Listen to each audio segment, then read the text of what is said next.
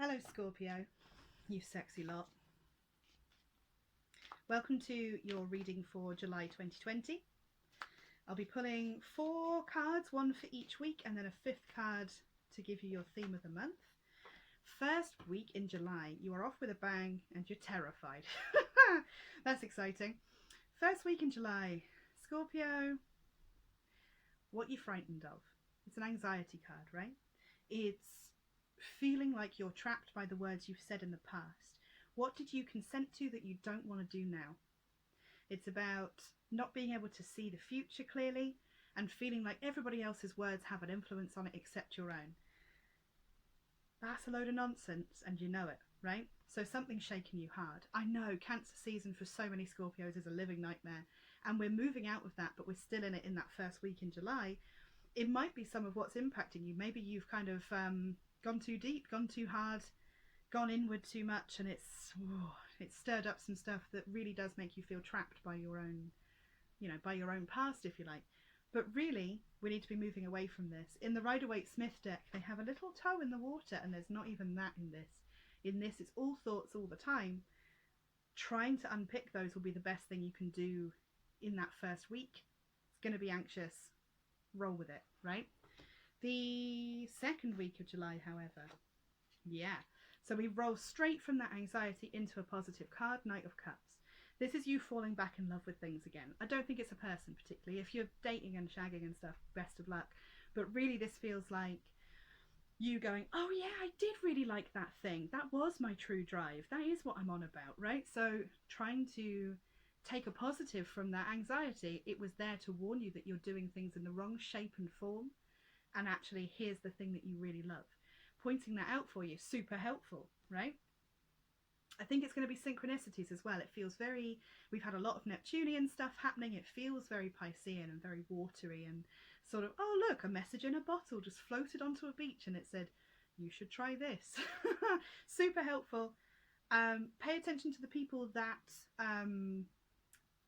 to the voices that you like to listen to. So particularly online, if you follow a lot of astrologers, for example, it's going to be the kind of time where they all shout the same thing at you and you have to go, okay, I'm doing it, right? It's a very mystical time as well, this July season. So that's the second week. That's us moving slightly out of retrograde, followed by meltdown.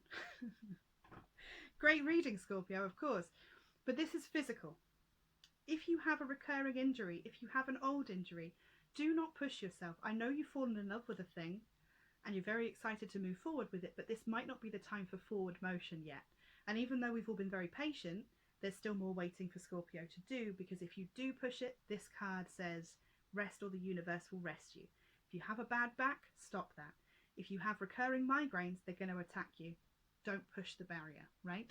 If you can feel that you've burnt the candle at both ends and then lit the middle, something has to give.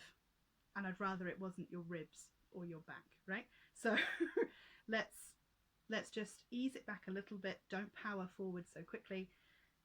You can move forward in baby steps still, because we're still in that slow energy of all the astrology of the moment. And we're still, we're getting there. We just don't have to get there fast. And trying to fight it is just going to slow things down even more, annoyingly. Fourth week, Page of Cups, right? Lots of wishing and dreaming and hoping, which isn't really Scorpio's thing to do. So it's interesting that that's come up for you, because this feels like, what did you like doing when you were a kid? Or what did you feel like doing when you were younger? And again, remember, we've already had that, what are you in love with? I wonder if this is then the beginnings of that thing. By the end of July, we start building on the dreams and the wishes that we've come up with in the previous weeks. This also feels to me like feeling a little bit sorry for yourself. So being, a little bit blue, a little bit low, but ploughing on anyway. It's still, he's still taking advice from that little fish in the cup. He's not just staring into space. There is an action within it, but it is more emotional and it is more reflective. So this Mercury's doing wonders for my throat. So we're looking at a theme for the month. This is quite nice if you have an altar of any kind, or you like to keep something by your mirror, take a card out of the deck, make sure you put it back before you deal for yourself again, and just have it to remind you, because you are the king of money this month. Ah, yeah.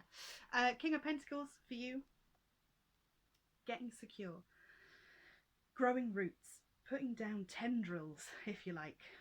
You're really trying to become one with your surroundings this month, and it's going to do the world of good. Please hold on to that, keep it near you, around you, print one off, look at it all the time. It's also coming into yourself, coming into your identity, and sort of embracing your roots, your background, where you've come from and where you're going. It's so good. I can't stress it enough. King of Pentacles. Also, if you're worried about money, it's some money falling into your lap, which is never bad. But, well, it can be bad if it's an inheritance, but it's never really bad. You know, it's good to have cash sometimes. I will say this one does feel more like an energetic win, but still, there's security there if you want it. Got to do that sweet, sweet work beforehand, though. Good luck with everything. If this massively resonated for you, you can private message me, because I know you're not into the big showy stuff, or message me underneath this video and let me know. The best way to get hold of me for a private reading is in my DMs, or you can book directly on my website if you would like to book one. I'm available on all platforms at the moment of online.